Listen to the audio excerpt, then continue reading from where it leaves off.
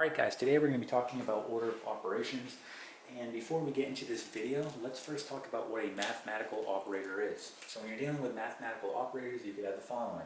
You could have addition, subtraction, multiplication, or division, right? These are all mathematical operators. And let's say you're given the following expression. You could have 10 times 2 divided by, we'll say here 5 plus 1, okay? And you're asked to find the value of this expression. So if you didn't know the order of operations, right, you would most likely get this problem wrong, okay? Because we can't just go ahead and start doing any order that we wish here, right? So when you're given mathematical operators, there's a specific order in which we must follow, all right? And that order we can refer back to as Pemdas. So we'll call this Pemdas, P-E-M-D-A-S, parentheses, exponents, multiplication, division, addition, and subtraction. That's the order we must go through, okay? An easy way to remember this is, please excuse my dear Aunt Sally, all right? And what I'm going to do here is, I'm going to put a bracket around multiplication and division, and also around addition and subtraction, okay? Because when we're given multiplication and division, we simply work from left to right, okay? Same thing with addition and subtraction. You want to work from left to right, okay? So that's why we put a bracket around both of those. So if we're asked to find the value of this expression, let's go ahead and do it. And we're going to have to use our order of operations. So we start at parentheses. Do we have parentheses? No, we don't, right? Do we have exponents? No, we don't, right? Now, we have multiplication and division. We're using a bracket to keep them together, right? So do I have multiplication and division? Yes, I do, right? I have, right, multiplication here and division. Okay, so again, you're just simply going to work from left to right. So I'm going to do the multiplication first. So let's go ahead and do that. So I'll do 10 times 2, right? And that's going to give me 20. Okay?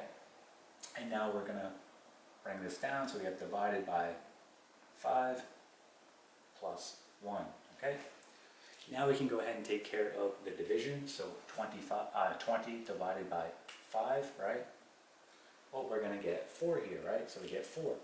So we'll have 4 plus 1, right? Well, we know that's going to be 5. So the value of this expression is going to be 5, okay?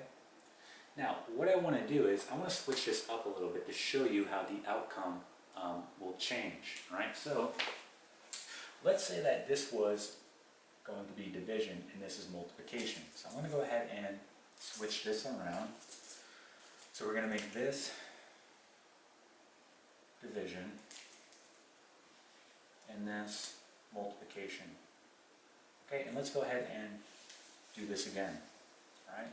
So going right through the order of operations, again, no parentheses, no exponents, and here we have multiplication and division, right, grouped together. So again, we do have multiplication and division. We have multiplication here and division here. However, remember, we work our way from left to right, right? So in this case, we're doing the division first, right? So when we do this, we do 10 divided by 2, and we get 5, right? Bring this down. Okay, we know that we're going to simply take care of the multiplication now. So 5 times 5 is going to be 25, and then we're down here now. So addition and subtraction, right? So plus 1. Well, we just do 25 plus 1, and we get 26. So the value now of this expression is going to be 26. All right, let's try another example. All right, guys, so here's my next example, and let's go right through it. So again, they want us to find the value of this expression. Let's go right through the order. So, do I have parentheses, right? Well, yes, I do, right? I have parentheses here and here.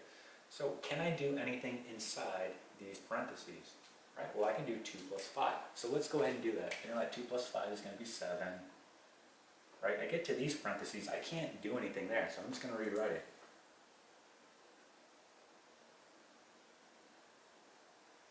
Okay, now we move on to exponents. Again, we don't have any exponents. Okay, so now we're at multiplication and division. do I have multiplication and division? Well, I have multiplication here, right? And I have division here. So again, with multiplication and division, we work our way from left to right. So first, I'm going to do 7 times 2. So I do 7 times 2, and I get 14, right? So I get 14,